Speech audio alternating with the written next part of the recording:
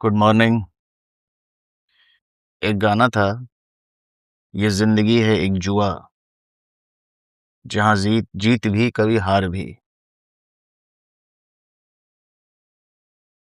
क्या ज़िंदगी सच में एक जुआ है? आज इस बात को थोड़ा सोचते हैं। और क्या हर किसी की ज़िंदगी एक जुआ ही होती है? क्या यही हमारी नियति है कि हमारी ज़िंदगी एक जुआ है? तो जुआ है क्या? जुआ एक बड़ा यूनिक गेम होता है।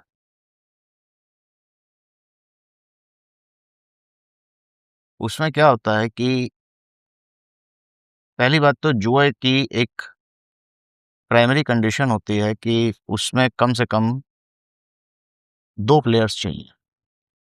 एक आदमी अकेला जुआ नहीं खेल सकता। एक आदमी कभी अकेला जुआ नहीं खेल सकता। कम से कम 2 प्लेयर्स चाहिए और दोनों प्लेयर्स को ऐसा लगता है कि वो जीत जाएँगे और रिज़ल्ट ये होता है कि दोनों ही प्लेयर्स हारते हैं। जो जीतने वाला होता है, जो जीत रहा होता है, उसको लगता है कि ऐसा कभी नहीं होता कि वो जीत कर उस पैसे को लेके अपने घर चला जाए, कभी नहीं होता। उसकी जो लालच है, वो और बढ़ता चला जाता है, बढ़ता चला जाता है। वो भी और खेलता है। और मज़े की बात ये है कि जो हारने वाला है, वो भी अपने घर जाने को तैयार नहीं होता। वो भी ये सोच के खेलता रहता है कि हो सकता है मैं अगली बाजी जीत जाऊँ, इसके बाद जीत जाऊँ। तो ये उसका लगा रहता है। तो हारने वाला भी कभी घर नहीं जा रहा होता है और जीतने वाला भी कभी घर नहीं जाता है। जीतने वाले के घर जाने का तो सवाल ही नहीं उठता। हारने वाला भी नहीं जाता है और ये गेम चलता रहता है। ये गेम तब तक चलता है जब तक दोनों हारते हैं। इवेंचुअली दोनों को ही हारना है। ऐसा नहीं है कि जुए में कोई विनर है, जुए में दोनों को हारना है। जो जीता है वो भी उसको पचा नहीं पाएगा और जो हारा है वो तो हारा है। और वो भी अपनी हार स्वीकार करके कभी घर नहीं जा पाएगा क्योंकि उसको लगेगा कि यार अगली बाजी जीत जाऊँगा। ये है जुआ। और जो शुरू में मैंने बात बोली थी कि जुए में कम से कम 2 लोग रिक्वायर्ड होते हैं। एक आदमी कभी जुआ नहीं खेल सकता। अब वापस हम अपनी ज़िंदगी पे आते हैं। लाइफ़ में भी हम हज़ारों इंटरैक्शंस कर रहे हैं। लोगों के संपर्क में आते हैं। दोस्त, यार, संबंधी, रिलेटिव्स, कलीग्स सबके साथ एक ट्रांज़ैक्शन चल रहा है। हर आदमी हम पर एक बेट ले रहा है। हम हर आदमी पर एक बेट ले रहे हैं। हर आदमी को ऐसा लग रहा है कि उसको इससे कुछ फ़ायदा होगा, राइट? ये फ़ायदे-नुकसान का ही गेम चल रहा है पूरा, जो कि एसेंशियली जुआ ही है। हम रिस्क रिवॉर्ड कैलकुलेट करते हैं, रिटर्न ऑन इन्वेस्टमेंट कैलकुलेट करते हैं, ये सब जुए की टर्मिनोलॉजी है, सब जुआ है। प्रोबेबिलिटी ऑफ प्रॉफिट कैलकुलेट करते हैं, प्रोबेबिलिटी ऑफ रिस्क मटेरियलाइजिंग ये सब कैलकुलेट करते हैं, सब जुआ है। 2 लोगों के बीच में जो भी ट्रांज़ैक्शन होता है, वो भी एक जुआ होता है। अच्छा, जुए की एक और बड़ी ही ख़ासियत होती है कि आप कैलकुलेशन तो कर सकते हैं, आप कैलकुलेशन तो कर सकते हैं कि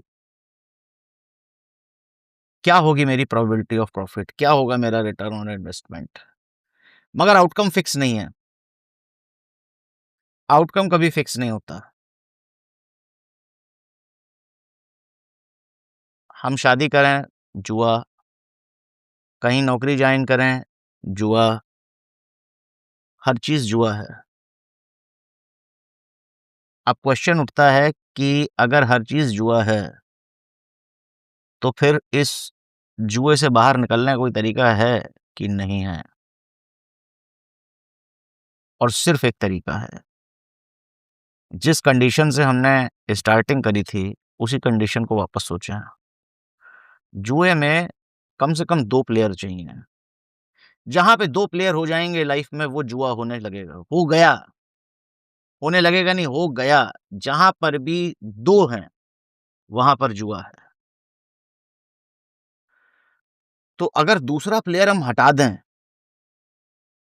तो जुआ खत्म। वो दूसरा प्लेयर कौन है?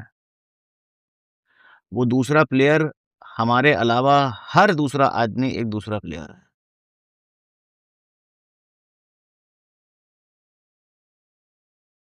अब दूसरे प्लेयर को हटाने का क्या मतलब है? दूसरे प्लेयर को हटाने का मतलब ये है कि हमें किसी से भी कुछ भी नहीं चाहिए। I don't want anything from anyone. जब हम इस स्टेट पे पहुँच जाते हैं, मतलब हमें किसी से कुछ भी नहीं चाहिए, ना हमें किसी से एप्रिसिएशन चाहिए।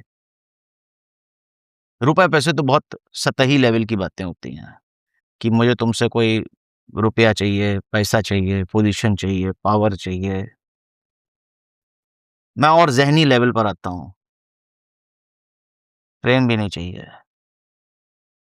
एप्रिसिएशन भी नहीं चाहिए, तो जुआ खत्म। अब मैं गेम से बाहर हूँ, अब मैं गेम से बाहर हूँ, जब किसी से कुछ नहीं चाहिए। अब आप बोलेंगे यार, वो चलो ठीक है, रुपया पैसा तो अपनी जगह है, प्रेम भी नहीं चाहिए। प्रेम ने ऐसा क्या बिगाड़ा है? प्रेम तो अच्छी चीज़ है। एक्चुअली जिसको हम प्रेम बोलते हैं, वो सिर्फ़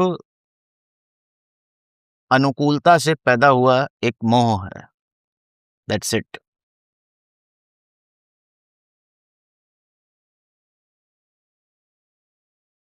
आप अपने स्पाउस को अगर बहुत प्यार करते हैं, अगले 2 महीने तक एक एक्सपेरिमेंट करिए कि उसकी एक भी बात ना मानिए, एक भी बात ना मानिए।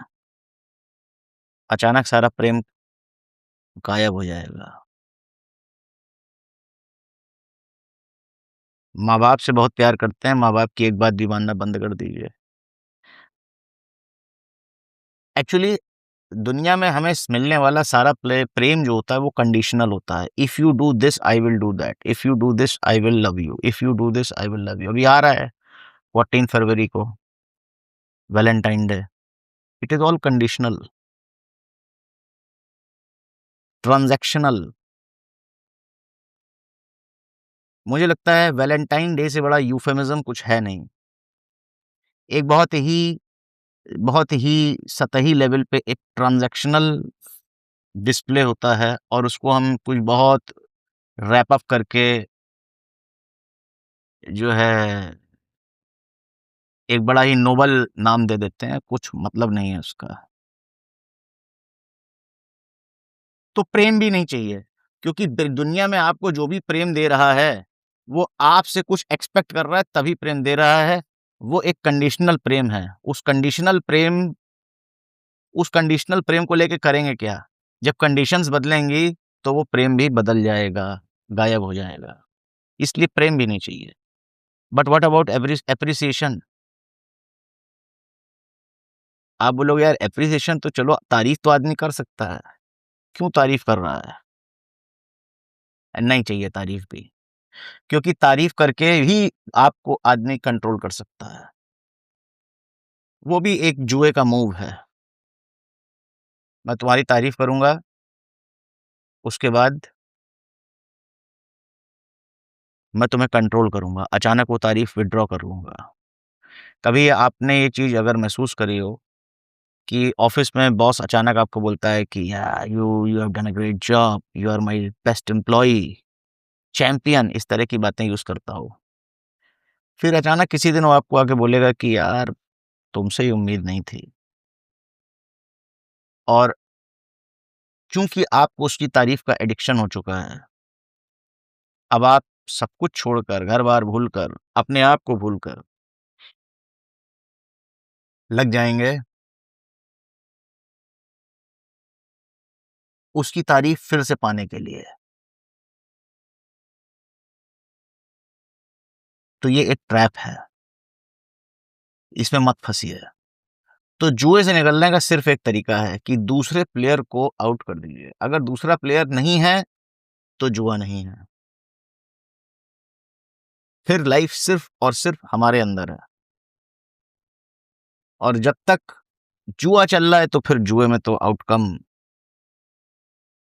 डिसाइडेड नहीं होता है।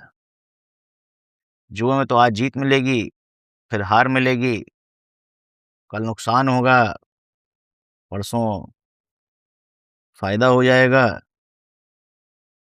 चलता रहेगा। धन्यवाद।